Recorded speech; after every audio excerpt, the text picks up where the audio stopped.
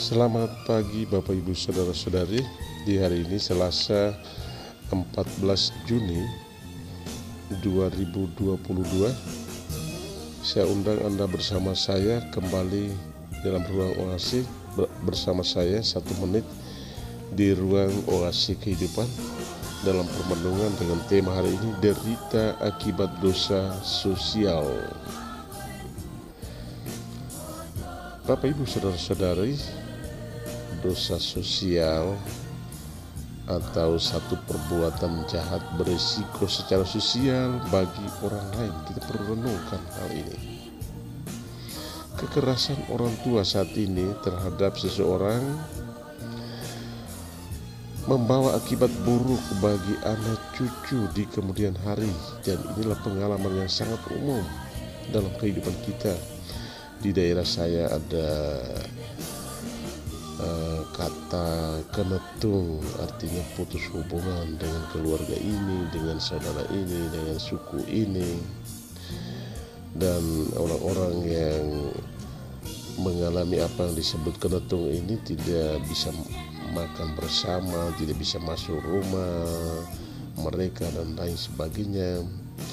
Dan tentu juga banyak dosa masa lampau yang belum dibereskan berisiko secara sosial bagi penderitaan anak cucu. Ini menjadi pengalaman yang sangat umum di tempat di mana saja kita berkarya, Bapak Ibu Saudara-saudari.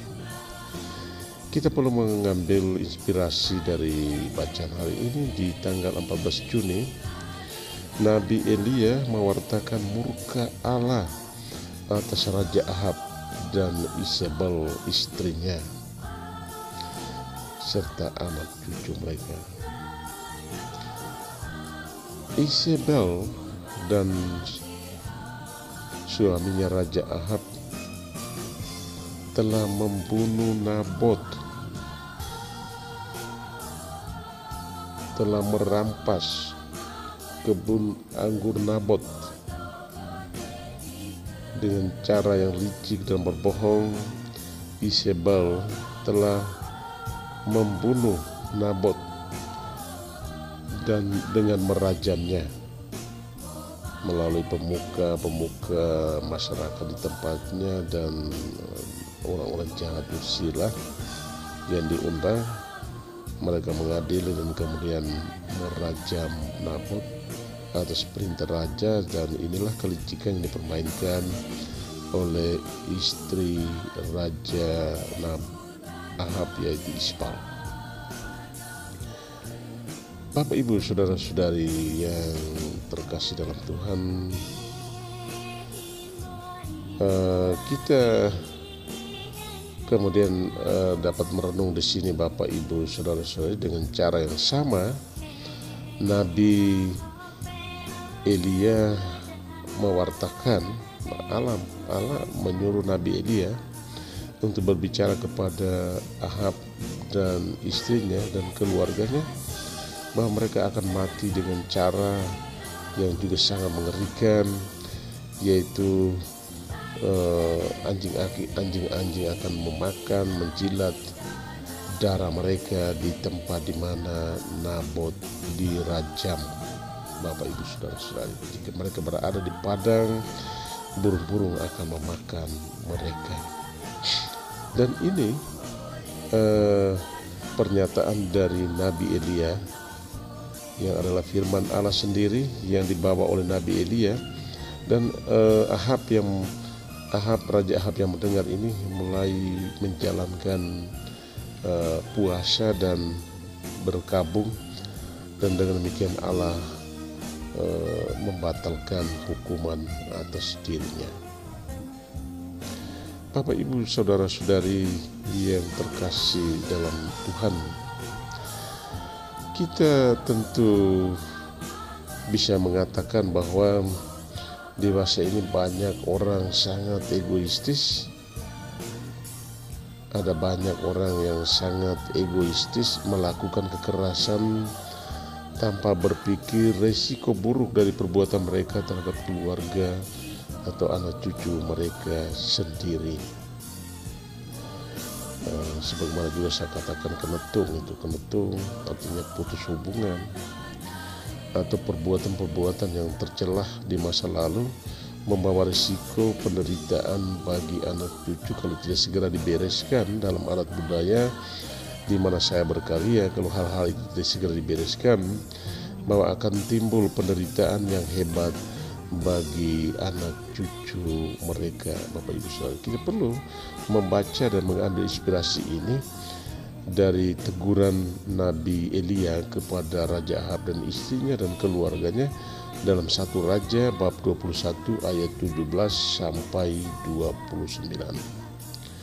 Yang kita merenung, apakah kita sedang menderita karena suatu perbuatan jahat di masa lalu oleh keluarga kita? Mazmur memberi harapan kepada kita, Bapak Ibu Saudara-saudara. Dia mengajak kita untuk membangun kesadaran atas segala kejahatan kita di masa lalu yang beresiko secara sosial bagi saudara-saudara kita atau bagi anak cucu kita. Dan pemazmur menunjukkan bahwa tobat adalah jalan satu-satunya di mana kita membiarkan Allah menyucikan hidup kita, melepaskan kita dari hutang dosa di masa lalu. Dosa di masa lalu yang beresiko secara sosial atas hidup kita saat ini. Allah yang akan menghapus, hanya kita perlu sadar bahwa banyak orang pemalas mengaku dosa. Bapak Ibu Saudara-saudara, kalau kita dalam kursus persiapan perkawinan, saya biasa tanya kepada para pasangan, sejak kapan Anda melakukan pengakuan terakhir? Ada yang katakan sejak SD. Sangat memprihatinkan, sejak SD Bapak Ibu Saudara-saudara tidak pernah mengaku. Di ruang pengakuan itu kita memperoleh pengampunan dan belas kasih dari Allah. Bapak Ibu Saudara-saudara, Dialah yang akan menghapus hutang dosa masa lalu yang berisiko secara sosial bagi kehidupan kita di masa ini. Jadi dalam budaya di tempat di mana saya berkarya ada apa yang kebiasaan orang katakan pusak lelu. Ada kapas yang orang kemudian buat bergumpal-gumpal, lalu itu mereka sebut dosa-dosa apa segala macam, lalu mereka lakukan perdamaian dan orang kita berpikir bahwa itu sudah dosa-dosa sudah dihapus semuanya. Mereka sudah merasa tenang. Dan kemudian mereka tidak mencari seorang imam untuk mengaku dosa. Ini salah, Bapak Ibu Saudara-saudari. Saya perlu meluruskan bahwa kita boleh membereskan kesalahan-kesalahan secara adat, tetapi kita tidak boleh lupa mencari seorang imam untuk mendengarkan pengakuan kita, karena hanya seorang imam sajalah yang menerima mandat untuk memberikan pengampunan atas dosa-dosa kita. Bapak Ibu Saudara-saudari, tobat adalah jalan satu-satunya di mana kita membiarkan Allah menyucikan, melepaskan kita dari hutang dosa di masa lalu. Kita berjanji untuk memuliakan Tuhan dengan memasukkan keadilannya dalam hidup kita. Tentu ini bagian dari tobat. Biasanya saya sudah mengaku, kita mesti berjanji kepada Tuhan melalui seorang imam bahwa saya tidak buat dosa lagi, kembali melakukan keadilan, kebaikan, berdamai dengan saudara-saudara dan lain sebagainya. Kita perlu membaca inspirasi ini dalam Mazmur bab 51 ayat 3-4, dilanjutkan ayat 5-6a, 11 dan 16. Kita perlu bertanya, apakah kita menghentikan dosa sosial dengan mulai berlaku adil terhadap saudara-saudara kita? Bapak Ibu Saudara-saudara, kita kemudian mengambil inspirasi dari Injil hari ini di tanggal 14 Juni hari ini. Kita dapat membantu menghentikan kekerasan dan kebencian dengan mulai belajar mengasihi musuh-musuh kita. Bapak Ibu Saudara-saudara, belajar mengasihi musuh-musuh. Kadang-kadang kita bermusuhan dengan orang, lalu sekian lama kita tidak pernah mau bertemu dan berdamai. Ini masalah yang sangat besar dalam kehidupan rohani kita, Bapak Ibu Saudara-saudara. Yesus mengajak kita untuk berdamai dengan musuh-musuh kita, mengasihi musuh-musuh kita, dan berdoa bagi mereka. Bapak Ibu Saudara-saudara, Yesus mewajibkan kita, ini hal yang wajib hukumnya. Yesus mewajibkan kita menghentikan dosa sosial dengan belajar menjadi sempurna seperti Bapa di surga sempurna adanya, belajar mengasihi musuh dan berdoa bagi mereka. Dengan cara demikian kita belajar menjadi orang baik yang seperti Bapa menerbitkan matahari untuk orang baik dan orang jahat, begitu pula dia juga turunkan hujan untuk orang baik dan orang jahat. Kita belajar menyimak inspirasi ini dalam Matius bab 5 ayat 43 sampai 48, Bapak Ibu Saudara, masih dalam khotbah di bukit.